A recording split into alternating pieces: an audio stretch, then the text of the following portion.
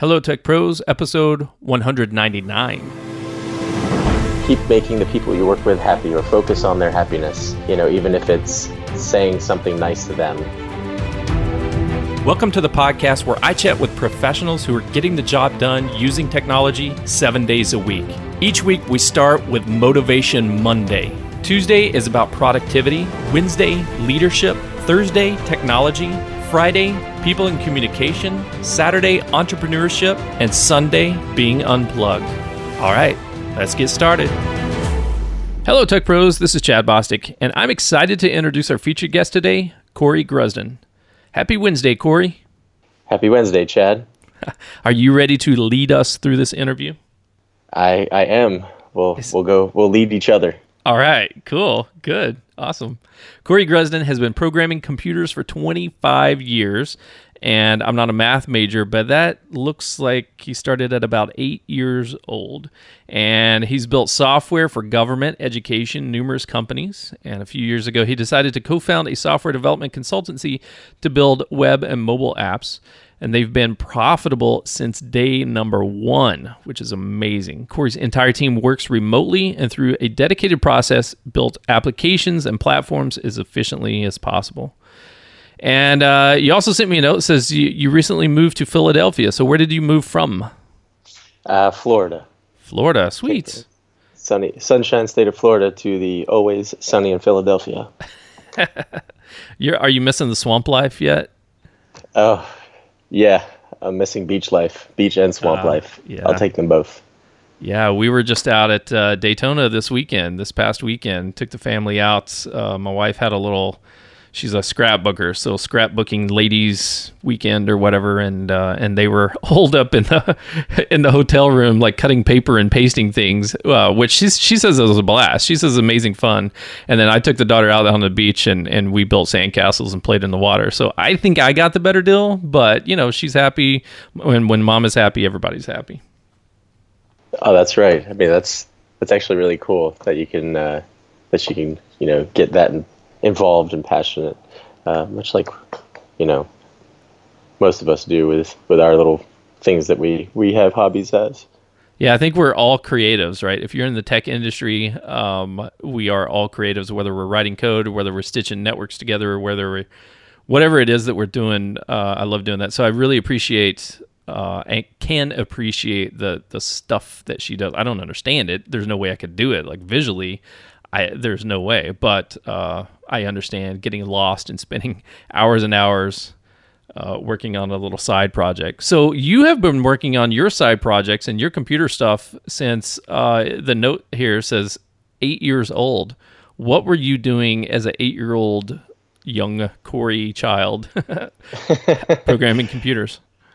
I was playing with an 8286. It was my aunt and uncle's computer, and there was a game on a 5 1/4 floppy that, you would hit the space bar and the golf ball would go across the green, and the golf ball was an @ symbol and the green was a line of number signs, and then there was one number sign missing as the hole, and you just hit the space bar and the ball goes across, and then you hit the space bar again, and hopefully you hit the space bar the second time to have the ball drop over the hole. So that got me started, just trying to figure out, hey, these are cool, I want to build my own. And eventually, it's running on DOS. I can't even remember what version it was, but they had readmes. Just got started in building with very simple programs using BASIC. Mm-hmm. And kind of just went down or up that way, or sideways, or whichever way you want to go, which at a very high rate of speed.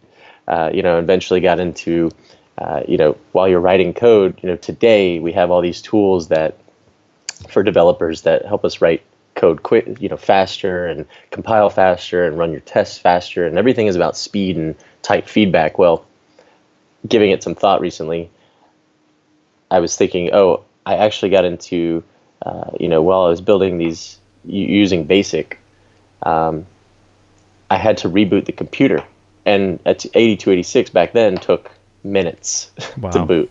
Yeah. So I started building, asking the question, oh, how do I lower this time? Or how can I get into the system to start programming BASIC quicker? Then I eventually started figuring out, oh, I can shortcut or short circuit the boot process by creating a bootloader. So, I went down that path. So now I'm trying to program these simple games, line 10, go to line 30 if they hit A. But in order to get to that step, I need to, reboot the computer and select one, number one or number two for continue on or stop and dump me out to the operating system. Right. So that's kind of how that's exactly how I got started, actually. That's awesome. That's so cool. So similar to my story. Mine was a little bit before yours. I think I'm a little bit. We'll say I got some legacy, a little bit of legacy on you there, because I started with the Texas Instruments TI 994A, which didn't have any floppy disks or hard disks or anything. So rebooting in my case would have been catastrophic. Because there was no drive to write to, and so everything that I was doing was in memory, and I had no games. I wish I would have had ASCII games; that would have been amazing. But there were no games. It just booted up and it started flashing 10 and then the cursor. And I had these magazines, these stacks of I think they were called home computing magazines back in the day, and it had all these pictures of these '80s families, with like their big collars and their fluffy hair and all this kind of stuff, and sitting and smiling behind this computer that looked like a refrigerator, and in the back of every magazine episode was these type-in programs, and they would basically give you the code, and then you typed them in, and then they would run and do stuff. And it was an awesome, fantastic day. About a year and a half or 2 years into playing with this computer and writing code over and over every day after school, when I finally figured out that you could take an audio cassette recorder and plug it into the computer, and then when you hit like the save command, basically whatever the save command is, it had a modulator demodulator in it, and it would construct this tone, right, and save it to the audio tape. So it sounded like a modem, if you've heard a modem over a dial-up. Beep beep beep zzz, and it would save my program, and that was amazing. That was such a huge step, because then I could reboot the computer and I could turn it off and not like, Mom, whatever you do when I'm at school, do not unplug my computer. I do remember the modem sounds, and I do remember what you're talking about, like the audio recording, and then playing it back. That's wild. You win. It's not a competition. It's just so funny how I remember the days when I got to that 286 and those floppy drives. I was like, yeah, man, we're cranking. This thing is fast. I can do so much, and I can load it from a disk. And I know there's other people listening to this going, oh, young children, you have no idea. Like, you haven't used punch cards, then whatever. So Anyway, Corey, let's get into the topic of today, which is Leadership Wednesday. It is all about, we want to motivate people. We want to take the passions that we love about computer science, or we love about business, or we love about whatever, and we want to inspire other people to feel the same passions that we do and get them working well and being productive. But unfortunately, depending on where you work, sometimes we don't have that leader that inspires us. Sometimes we have a horrible boss.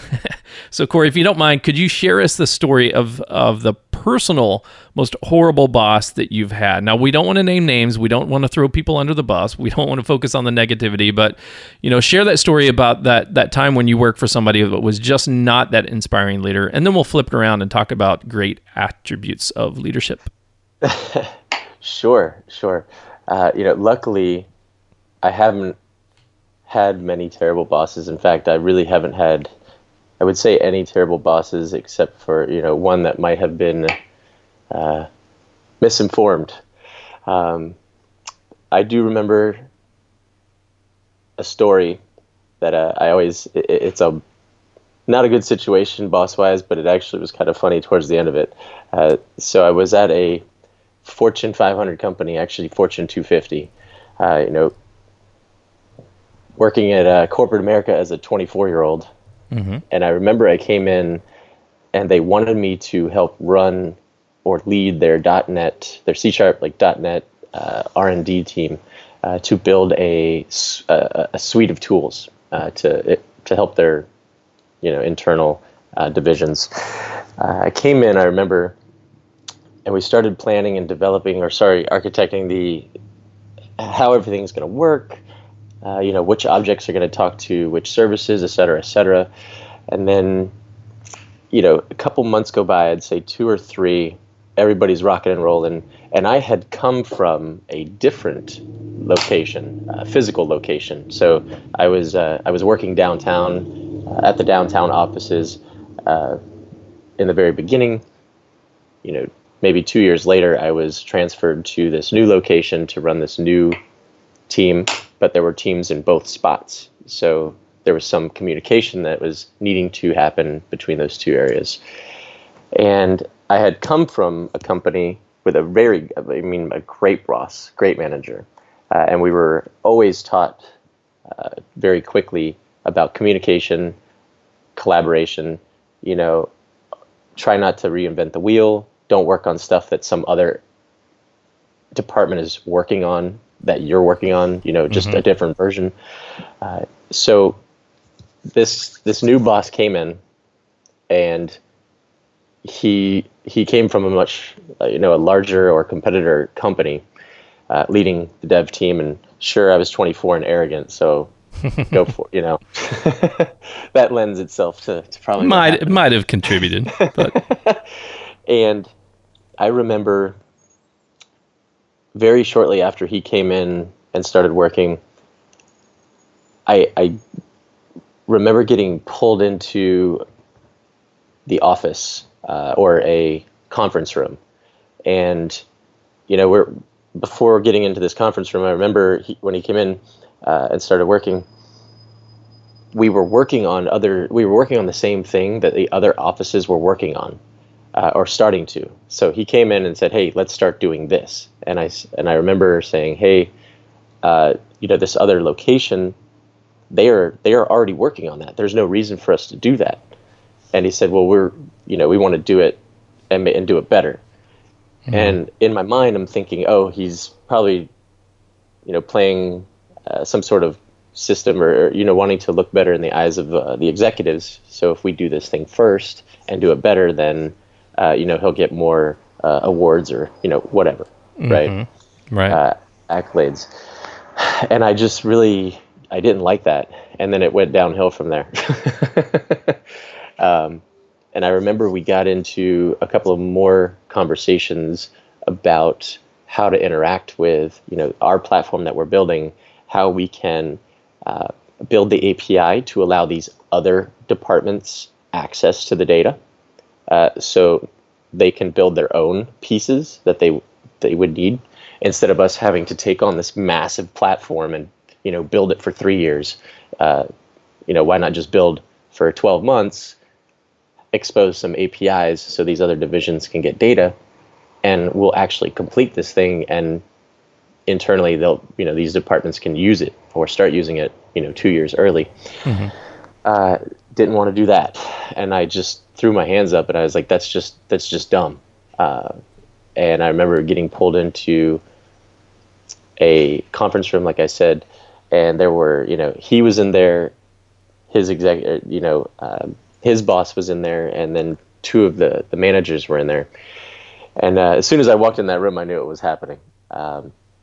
So he was giving his story of how I wasn't a team player, and I was trying to make everything go slower, and eventually it got around to me to give my feedback. And I said, it's very hard for me to sit here and listen to this, simply because the manager was sitting in his desk, or the guy that had an issue with me. Mm-hmm. He was sitting in his desk, and he was coding on something completely different. And I'm like, that's not good leadership. You're saying I'm not good at communication and collaboration, yet you don't want to talk to the other locations, and you're always sitting in your desk working on something that's completely different than what the entire team is working on. It's not moving us forward. So it's kind of, in my eyes, the bad boss kind of story, or the horrible boss story, simply because it was very no, and not even trying to have a conversation. Didn't even pick up the phone or talk to the other department to see what they were working on. And that was the downtown location is the one that I came from, so I knew exactly what they were working on, and their level of expertise. So it just, that kind of put a bad taste in my mouth since that point of 24. And that was 11 years ago. And I just kind of laughed about it. And of course, at the end of that meeting, I was no longer employed. So I kind of had the white filing box underneath my arm while I was walking out, which was unfortunate. I actually called my friend that was a project manager at the same company, and I told her to come back and take photos of me walking out of the building with this thing under my arm, just because it was, an office space moment, I feel like. It just blew my mind that somebody that came from such a strong company and ran such a large team, would be so closed off to any suggestions, and trying to figure out, asking me the questions, who should we talk to? Why do you think this is a better solution? There was none of that. So I looked at that and said that was just not good. Not a good situation, and I don't ever want to be in that. Yeah, that's a tough situation. I mean, I can just hear the emotion in your voice, and I have worked with similar type people where I don't know. I'm just picking up the possibility that maybe this individual felt threatened in some way, right? So looked at everything as a competition, and the other department in the other location, they could potentially threaten his existence, right? Why do we need two teams working on the exact same thing? I don't know, maybe because some executive said work on two things, the exact same thing, and he's like, okay, well, we got to do it bigger and better and faster, and I can't call them. If I call them and they figure out that we're working on the same thing, then they're going to raise questions. Maybe they don't need a manager in this department. And I see people that kind of get worried and scared. And when you're managing out of fear, when you're managing out of a competition that's not there, when you're trying to create competition out of something that's not there, and you could be collaborating, for me, that's extremely difficult environment to work in, because I want to learn the best practices from everybody that's going on. I want to deduplicate the crap, both the crap work and the awesome work, and find the right thing for the right people to work on. Or if there's not enough work, then great, let me move on to something else bigger and better, instead of being stuck in this. So when you were, before it came to the day that you lost your employment, before that, when you were trying to discuss the different options available with this manager, were there other individuals on the team that were kind of reaching out to the same boss and saying, hey, I agree with Corey, we should do this or that? Or was everybody just kind of sit there and keep their mouth shut and don't talk back? That's a great question. No one questioned anything. I was, the reason why I said it was 24 is because the next person was, in their 30s, late 30s, 40s. So I was much more arrogant at the time, and I was okay with the fact that I know that what I'm saying is not, what I'm bringing up is not harming or wanting to cause harm to the organization. I love to program. I love to build things. I love to build the right things. And I don't mind having other people help me if that's going to get to our goal faster. So yeah, no one else was trying to even enter that conversation. It was pretty much just me. Wow. Yeah. So, it seems to me like this was just a culture. I've been in those big businesses, man, those big Fortune 500, 250, 100 companies that have tens of thousands of people across the world, and they have like a subdepartment of a subdepartment of a subdepartment in 5 different locations, all working on the same thing. And it's just, they have so much inefficiencies. But to me, the problem with those environments are those companies were built back in the 40s or the 60s or the whatever period of time, when that command and control like hierarchy, when that do as I say, not as I do, when that just sit here and do your flipping job and don't worry about trying to make things better. That's my job to make things better. That environment like worked back then. That worked back in the 30s and 40s when people were moving from agricultural into business, I guess. I don't know. But now it's like, no, things have changed. Business has changed. And if you're still operating in that model, to me, you're kind of screwed in the long term, right? Because I think there's more and more people with great ideas, better ideas that could help shape and evolve the organization, shape the companies into being more productive, being more efficient, getting things done, being more innovative. And if you stifle that, then you're really shooting yourself in the foot. I agree. Yeah. It's definitely, even then it was, like I said, 10 years ago, which is the landscape has changed so much in the past 10 years. Now it's to listen to that. It's, these companies they're scooping up as much technical workers as they can. Mm-hmm. So it's kind of flipped around now. I don't know whatever happened to him. I don't think it lasted too much longer after that, to be perfectly honest.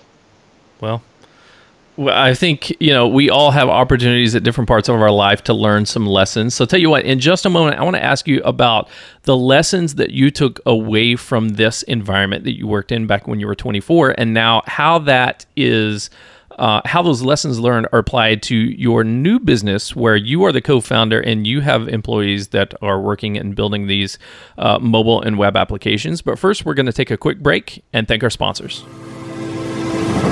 This episode of Hello Tech Pros is sponsored by Minio Cloud Storage. Minio is a cloud object storage server for developers and DevOps written in Go. The Go programming language is the emerging language of choice for modern cloud infrastructure projects, and it allows Minio to be highly concurrent and lightweight. Minio is Amazon S3 compatible, built with microStorage architecture in mind, but at its heart, Minio is simple, scalable, and supported by a passionate developer and user community. In episode 89 of Hello Tech Pros, I talked with A.B. Periasamy, one of the founders of Minio, about the importance of community support and recruiting software developers who are as passionate about their product's code as artists are of their art. Check out that episode at hellotechpros.com/89 and check out Minio Cloud Storage at minio.io. That's minio.io. Are you new to podcasting? Are you looking for a fast, high-quality, yet budget-friendly podcast production team? Let TransSource Media take care of you. With a team of professional audio and video editors, writers, and graphic artists, they can help you build your podcast from planning, post-production, and platform submission. Using only cutting-edge software and studio equipment, they're here to make each and every show sound at its best. To get a free quote, please visit www.transsourcemedia.com or send them an email at marketing@transsourcemedia.com or call them at 209-505-5693. TransSource Media, transforming businesses through the power of multimedia.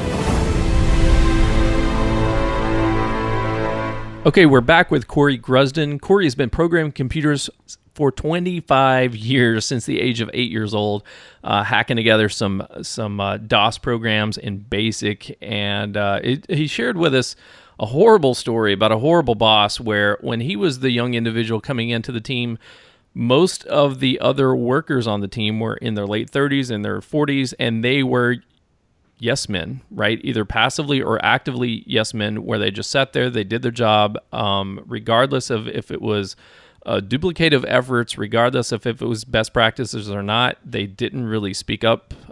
Corey didn't see anybody speaking up. And so when he said, hey, do you know there's another department, like literally right across town, and they're doing things this way, and maybe we should call them and talk to them, and maybe we should divide and conquer the work instead of both working on things at the same time, the same way.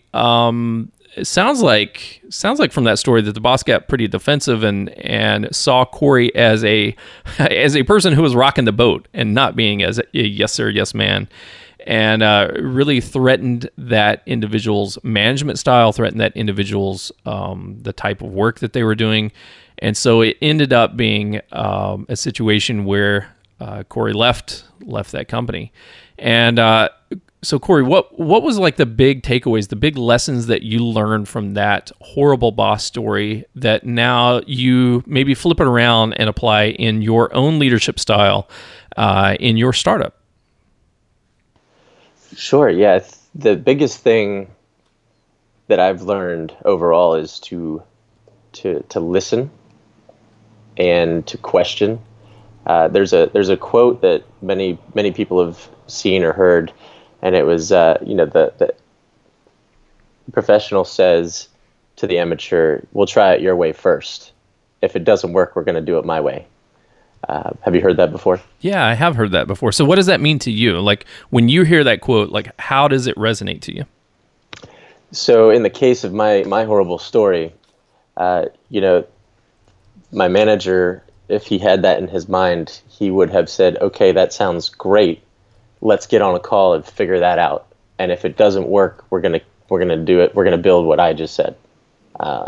So at least, it would have given me the feeling that he wanted me to be there, and the feeling that I was kind of leading this project, or had some sort of say, right? Mm-hmm. Because I am thinking, I am working, and I am building this piece of software that requires me to make decisions.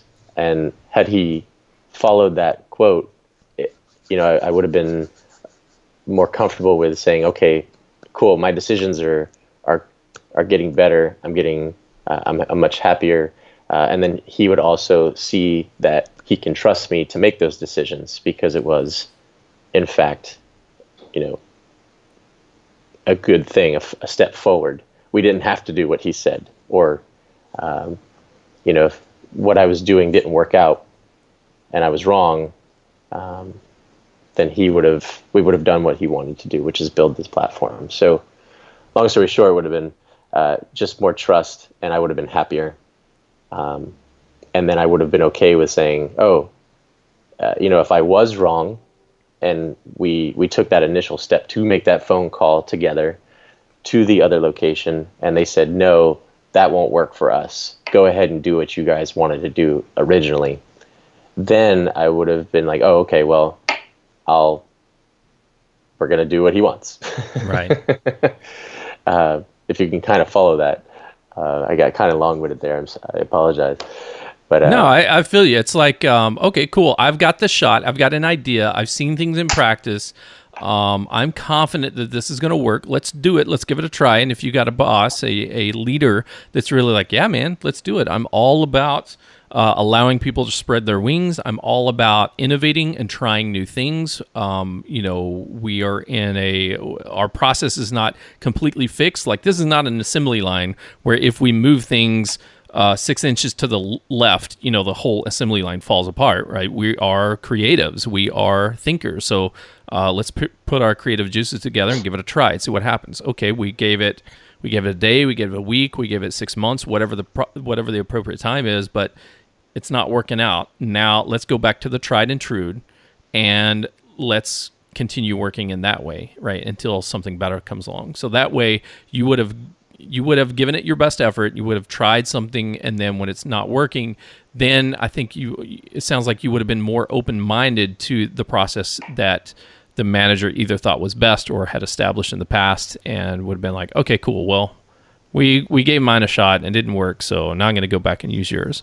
But that way you're both kind of building trust with each other, right? So he's trusting you to do it your way, but then you're trusting him that, okay, if my way fails, then we've got a backup. We've got another way that we can try. Yeah, and the takeaway from that is, I'm the one that was doing the hands-on work. Mm-hmm. And I don't want to sit there, or I don't want to work on things day in, day out that I know or I see that there is an improvement to make my day more enjoyable, right? Mm-hmm. So you can apply this to development, any type of work. Even factory workers could go back up the chain and say, hey, we move this dial over here, and this robot moves this bumper on this car 6 inches to the left, makes my day a lot better. Mm-hmm. So, I want to. That makes me happy. So if I have the feeling, or I under that he'll actually listen to me, and we can try it and see if it works, that would be great. But that never happened. So I do that, or I've been attempting to do that day in, day out since that point in my life, or in my career. So there are certain things that I am certain of, but there's a lot more things that I'm almost certain of. So if somebody says, hey, I want to do it this way, or this way is going to be better, there is no me putting my foot down and saying, no, we're doing it my way. It is, okay, in my head, I'm going to calculate the risk and say, like, there's a chance that might not work out. So Mm-hmm. if it doesn't work out, we're definitely going to lose time, and we might lose money, but we're going to try it your way first and see if it improves. And more often than not, it actually works. And it is an improvement. And, as a leader, you have to be focused on moving forward and kind of, where's the ship going, and making sure we're not going to hit any icebergs or anything. Right. So I can't keep looking back or down, or looking at what you're working on, or the decisions that you're making. I have to trust you.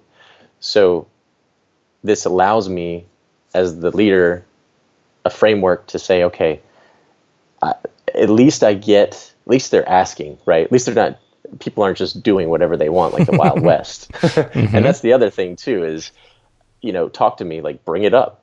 Don't hold it in. Don't wait. Please don't just do it. If it's something that's, the first time doing it, let's kind of think through it and see if there's a good option, or that if I've already done it and I know, like I said, for certain that it needs to be done, this way, so it evokes communication, which is, very good for any relationship, business or other, right? Right. So that's kind of what I've taken away from that experience with that boss. And I've talked to a lot of other people that run companies from large to small, or small to large, and they're like, I wish I could get to that point. Mm-hmm. I'm like, well, all you have to do is do it, try it out. And being the leader, there's that fear, people have when they want to do a startup, or they're not, I want to be an entrepreneur and I want to build this startup, but they have this fear of starting. There's a fear of, from a leader point of view or perspective of, is that going to work? Mm-hmm. And are they going to keep coming to me to bring these, if there's something that they're unsure of doing, people that you work with, your coworkers, are they going to just blatantly do it, or come to you? So, it's like, go ahead. Yeah, I was going to say, so I've got two separate questions in that thread, right? First of all is, how do we get past that fear, right? Because we all, I think, in different parts of our life, different parts of our business, and as leaders, we fear different things, right? So my triggers may be different from yours. Like, I may completely implicitly trust the team to make the technical decisions and say, hey, you know what? However you want to code it, if you want to switch tool sets, if you want to switch languages, like, as long as we're all doing it together, I'm cool with that. I have no problem doing that, and I trust you guys to make that decision. However, on maybe the how we're communicating with our customers, or how we're running the process that we integrate with a third party vendor or something like that, that may be something that I get completely stuck on, and I'm like, whoa, hang on, that's something that I'm scared about changing, or scared about giving someone else the authority, or delegating that work to someone else, right? So how do we first of all discover what our own individual fears are and then get past them? And then let's see if we have enough time, and then I'll follow through with that second question that I had. Your individual, okay. So your individual fears, you're gonna know, right? There was a simple, I don't know. I've told it or explained it like this to most people that ask me questions along those lines, and it's, say you're having a conversation with somebody that you don't know. They say something or they ask a question, and then you start to get this feeling in your chest where you want to say what you really mean, Mm-hmm. but then you don't say it. You say something else because you know it's probably nicer or won't provoke anything, etc. Mm-hmm. And the simplest thing is just say it, right? So if you're having a fear, like one of my fears was people that I've worked with prior or companies I've worked with prior. My fear is, oh, I don't want to give that up. Having conversations with them, or do we? But what really needs to happen is somebody else needs to talk to them so we can scale, right, horizontally, and I can keep moving us forward as an organization and looking for opportunities. I can't, step back or sidestep to have a conversation with, 50 companies I've already worked with to do biz development. And this is just one fear, right? Mm-hmm. So I just got over it. I was like, you know what? I'm not even going to have any more conversations. I'm just going to find somebody that I like or that I know and trust. I'll give you trust first until something happens at this point, and have them do biz dev, right? Have those conversations, because that's a very close to my heart type of thing. And I just went and found somebody and said, you know what? Let's just do this and we'll try it out. Nice. And I can assure you it was, once you get over that hump and that you see the other person or the that biz dev person, business development person having those conversations, then you get immediate comfort and you can refocus on your vision and moving, the organization forward, like I said. And then at that point, you trust that business development person. And then now when there is the first time they come to you with a question and you react in a way that's much less abrasive or aggressive and say like, cool, yeah, let's try it your way. We'll give you some, decision making. We'll do it your way first and see how it works. Then that means they're going to keep coming. So now you've got the trust in them to have the conversations. Now you've got the trust that they're going to come to you if there's an issue prior to them doing some action, and then now you're both going to have a great relationship. And then eventually something's going to happen where, oh, I didn't tell you, why did you do that? Why did you do that without asking me? And there'll be some reason, but then you just work past that reason. You don't, throw your arms up and make some big deal out of it. That's the other thing, very quickly that I've learned with leadership in general is, and just like personal relationships, right, is the second you blow up, game over. You might as well just forget it. So you have to be relaxed, as relaxed as possible most of the time, or as much as you possibly can. So do whatever it is you need to do to stay relaxed. Like go run during the day, go do something.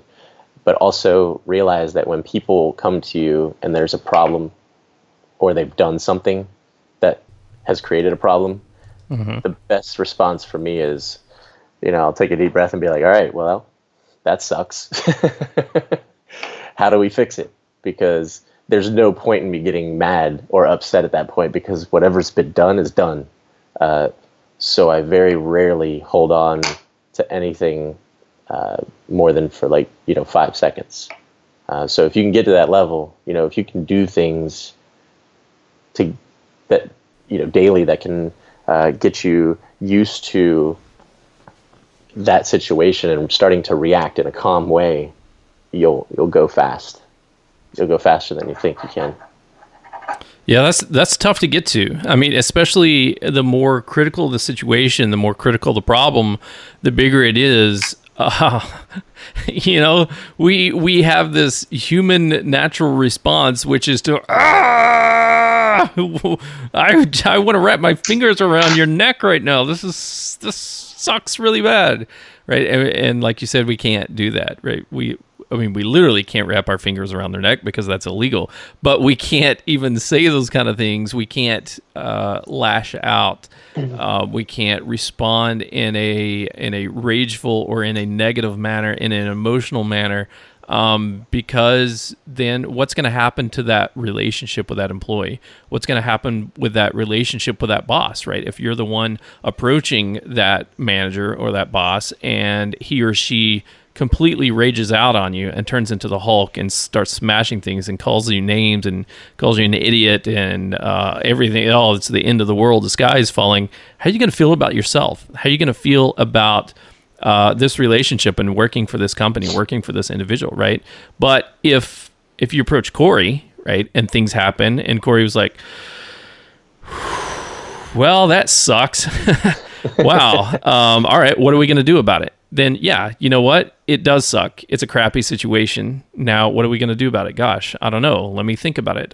We could try XYZ. We could try ABC. What do you want me to do about it? You know, and then we can approach this discussion as a discussion on how to resolve the issue instead of an emotional outburst and fear and conflict and problem. So, dude, kudos for you to be able to keep your cool and to be able to not have an outbreak like that. But getting to that point, like you said, that's a tough place for many people to get to, is where they can just stay cool, stay rational, kind of take that deep breath, blow it out, and throw it back onto the individual and say, okay, well, what do we do now? Yeah, thank you for the compliment. Yeah, it's definitely the hardest thing I've learned, and you had to. I focused on that piece. Basically, every 15 minutes of the day, for a very long time, I was looking for opportunities to put myself in that position and just get through it. So now, after such an intense, focused, here's a situation. How can I react? Whatever. It might be a bad situation, but then I just started to learn that, okay, it's a day, it's work. These things, it's not a question of if, it's when. So it could happen all day today for the rest of the day. Just one thing after another is not going to go the way it should. Mm-hmm. And maybe the next 3 days will be perfect. But, you just get to the point where it's, okay, tomorrow will be a better day. And, even after, today is going to be great. We just have to get past this little thing right here. And that's all it is. It's a little thing. Awesome. No matter how big it could be. It's all little, right? Right. Yeah, keep it all in perspective, right? Keep the little things little, keep the big things big, but even the big things can be overcome. And I love that approach that you have there, Corey, which is just put it in perspective, take care of it, and then once you get past it, then it's in the past, and you don't have to worry about it anymore. You only have to worry about the future. So speaking of the future, man, I know we've got to get on to other things and we want to let our audience go. But before we do, can you share any parting words of wisdom that you have for our audience, the best way that we can connect with you? And then we'll say goodbye. Sure. His parting words of wisdom, just keep making the people you work with happy, or focus on their happiness. Even if it's saying something nice to them in the morning or at lunchtime. It doesn't have to be anything big or small. It's just, hey, you doing all right? I hope you're having a great day. And you'd be surprised at how much happier it is to work with those people. And you never know what's going on in their day, and you don't want them to bring that into the workplace. So if you can do your small part at work, who knows? You can make their workday better, and or whatever else they have going on outside of work better. And then as far as getting a hold of me, yeah, there's we have our website sofetch.io, SOFETCH. We've got a way to schedule a call. If you want to schedule a call with me, feel free. I'll talk to you. Twitter is C Grusden. My first letter, my first name, and my last name, full last name, and that's pretty much it. We have a Slack channel that we have great conversations in daily about what's going on within our organization, along with people that are outside of our organization. And that keeps it fun since we're remote. So if you want to email me and be a part of that, go for it. My email is corey@sofetch.io. So corey@sofetch.io, and I can get you that link, and we can continue a conversation. Awesome. Corey, thank you for joining me on Hello Tech Pros and engaging this conversation. I had a lot of fun, man. It was great times catching up about the old school programming way back in the day, as well as these lessons learned about how to be a great leader and not rage out on your employees and not be fearful that your employees are out to get your job or fearful that they're changing the world underneath you or whatever. How to approach the situations, how to approach the communications as an opportunity to allow them to spread their wings and to try new stuff. And maybe like you said, most times, more times than not, things actually do improve and their ideas are great ideas that are going to add value to the organization. And then when things go wrong, how to deal with that. So thanks for sharing that with us. I really appreciate it. Perfect. You're welcome. And thanks for having me. It was great having a chat today. Awesome. You bet. Tech Pros, if you're in this situation where you are a leader, a team lead, a manager, and man, life is tough. Business is tough. Sometimes you have a horrible day that turns into worse and worse and worse because it seems like everything is hitting you at once. Sometimes we all have those days, right? Where it's not just, one little thing and we'll get past it. It's like that thing that happened in the morning on the drive in. And then as soon as I get to the office, that employee who's always there first thing in the morning tells you, hey, guess what? The things that were supposed to run last night didn't run last night. Now, stuff is hitting the fan, literally, except the fan is broken, and then it just gets from bad to worse.